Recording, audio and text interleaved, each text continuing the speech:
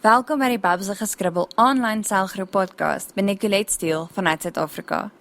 In hierdie weeklikse 30 minute podcast gaan jy jou kreatiwiteit uitleef terwyl jy luister na die boodskap vir die week.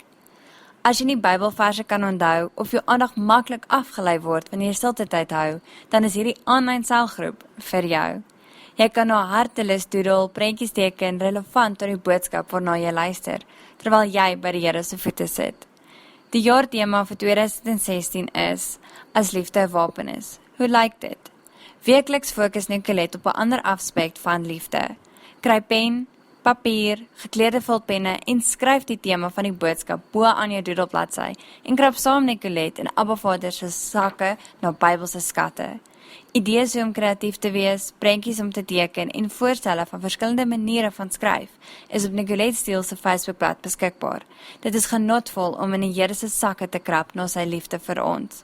Volg Nicolette gerus op Facebook en geniet elke selgroep lid se kreatiewe geskribbel.